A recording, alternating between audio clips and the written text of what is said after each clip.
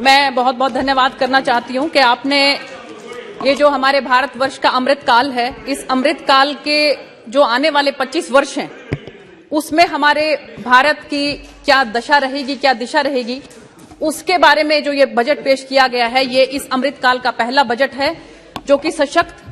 सर्वस्पर्शी और सर्वसमावेशी बजट है। सभापति महोदय, मैं कहना चाहूंगी कि आज जो वैश्विक अर्थव्यवस्था है उसकी जो हालत है, चाहे हम रूस यूक्रेन युद्ध की बात करें, चाहे हम कोविड महामारी की बात करें, आज जो वैश्विक अर्थव्यवस्था है वो बिल्कुल डामाडोल हो रखी है। आप ये देखिए कि 22-23 के अनुमान के अनुसार भारत की जीडीपी ग्रोथ जो है वो 7% रहने का अनुमान है, जो कि दिसंबर 2022 में आरबीआई के अनुमानित 6.8% से अधिक है। वैश्विक जीडीपी की ग्रोथ जो है वो 1.7% है और हम लोग कहां पर हैं आप देख सकते हैं। भारत की जीडीपी ग्रोथ जो है वो 6.6 रहने का आगे आने वाले समय में अनुमान है और भारत की अर्थव्यवस्था जो है वो बहुत तेजी से बढ़ने वाली अर्थव्यवस्था है, जिसको ब्राइट स्टार जो है वो विश्व में कहा जाता है। माननीय सभापति महोदय, अगर हम इन्फ्लेशन की बात करें तो जब भी हम किसी के साथ तुलना करेंगे तभी हम इस बात का अंदाजा लगा सकते हैं कि हम कहां पर खड़े, क्योंकि अगर हम देखें तो आज दुनिया की महंगाई दर जो है, इन्फ्लेशन रेट जो है वो भारत की 5.72 है और दुनिया में अमेरिका जो है, जिसको विकसित देश कहा जाता है, उसकी 6.50 है। ऑस्ट्रेलिया की 7.8% है, जर्मनी की 8.7% है, यूके की 10 से 11% है, टर्की की तो 60% है, रशिया की 12% है। तो आज ये सब अगर हम अपनी इन्फ्लेशन को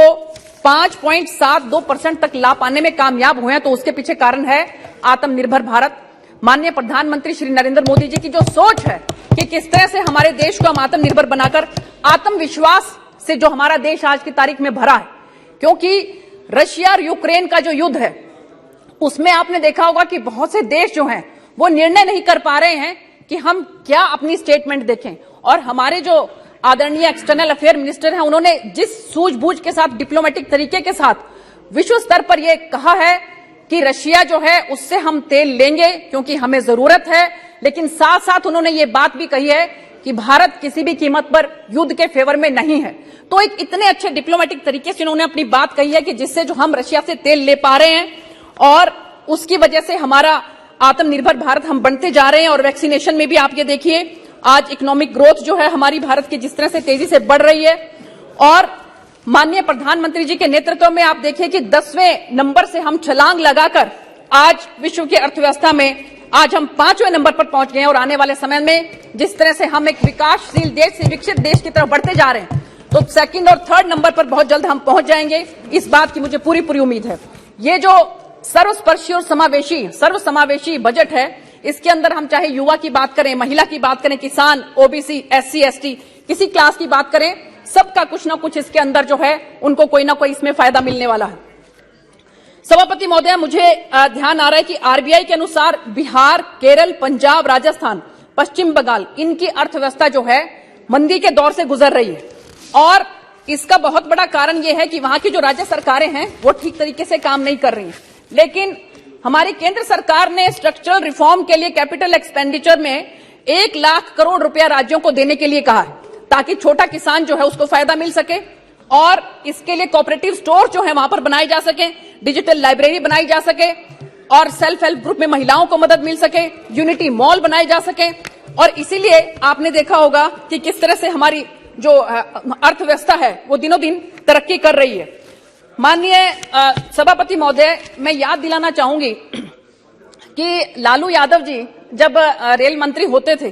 तो 2008-9 में उन्होंने 37,500 करोड़ रुपए का बजट पेश किया था और 155 किलोमीटर के करीब उन्होंने कंप्लीट किया था रेलवे ट्रैक को। और उसके बाद 8-9 में उन्होंने 350 किलोमीटर। और उसके बाद जब ममता दीदी आई तो ममता दीदी ने यह क्लियर किया कि based on the review it is very clear that the unrealistically high target set in the interim budget are not sustainable and warrant a mid course correction. तो उस समय में उन्होंने क्या कहा था, लालू जी ने, अभी हमारे गोपाल जी यहां बैठे हैं, तो उन्होंने कहा था कि गोपाल बाबू तुहार चिंता करने का जरूरत नहीं है, हमने बहुत बड़ा पखाना बना दिए हैं। तो उन्होंने कहा कि आप तो रेलवे मंत्री हैं, आपने पखाना कहां से बना दिए? तो बोले कि अरे हमने 130 किलोमीटर रेलवे ट्रैक बिछा दिए, वहां पर लोटा लेकर जाओ और आप जरूरत नहीं है आपको पकाने की। ये पहले की अर्थव्यवस्था जो है, पहले का ये सोच रहती थी पहले के, आप देखिए कि मंत्रियों की। और आज की तारीख में माननीय प्रधानमंत्री जी ने 11 करोड़ घरेलू शौचालय बनाकर जिस तरह से हमारी महिलाओं को, हमारी बहनों को इज्जत घर बख्शे हैं, मैं बहुत बहुत इस बात के लिए माननीय प्रधानमंत्री जी का धन्यवाद करना चाहती हूं। इसके साथ साथ आप ये देखिए, उन्होंने कहा कि हमें स्मार्ट सिटी का जरूरत नहीं है, हमें स्मार्ट गांव चाहिए।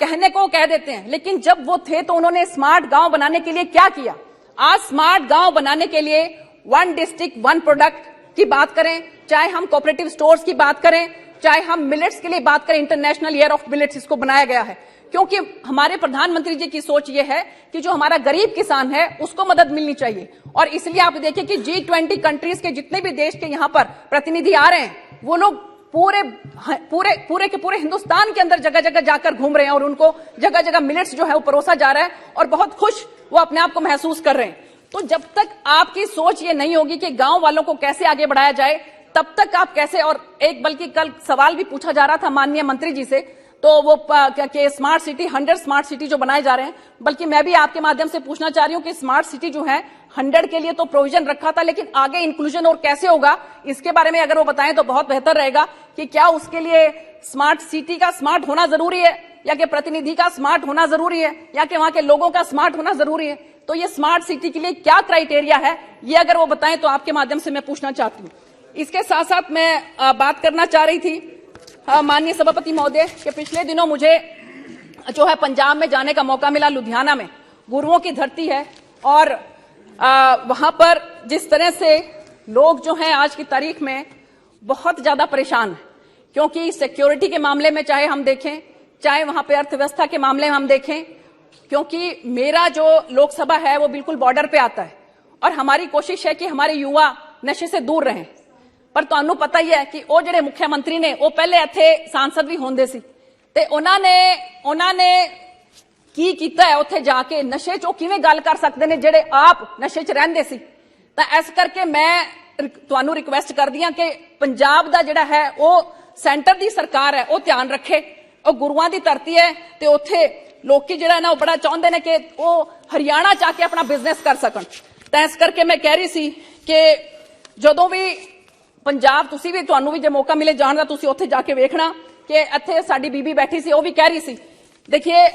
सरकार ने जो एक्स्ट्रा लॉन्ग स्टेपल कॉटन के लिए कहा है, अगर, क्योंकि मेरा जो इलाका है वहां पर भी कॉटन बहुत ज्यादा उगता है, तो आप देखिए यहाँ पर सभापति महोदय कि उसको पीपीपी के माध्यम से वहां पर प्रोडक्शन जो है हमारी आज की तारीख में 3,50,000 से 4 लाख बेल्स होती है, और एक बेल जो है वो 170 किलोग्राम के बराबर होती है, और हमारी 1 मिलियन की जो है हमारी कंजम्पशन है। आप ये देखिए तो कम से कम भी आप अगर मान के चलें 6 लाख बेल्स जो है हमें इंपोर्ट करने पड़ते हैं। सरकार की ये कोशिश है कि एक्स्ट्रा लॉन्ग स्टेपल कॉटन जो है पीपीपी के माध्यम से वहां पर बढ़ाया जाए, ताकि हम लोगों को इंपोर्ट ना करना पड़े। मैं चाहती हूं बीबी हरसिमरत कौर भी सी, ਅਸੀਂ ਵੀ, मेरा भी ਜਿਹੜਾ इलाका ਉੱਥੇ कॉटन बहुत ज्यादा उगदी है, ਤੇ ਉੱਥੇ ਜੇ ਆਪਾਂ ਇਹ ਕਰਾਂਗੇ ਤਾਂ ਸਾਡੇ ਕਿਸਾਨਾਂ ਨੂੰ ਬਹੁਤ ਲਾਭ ਮਿਲੇਗਾ।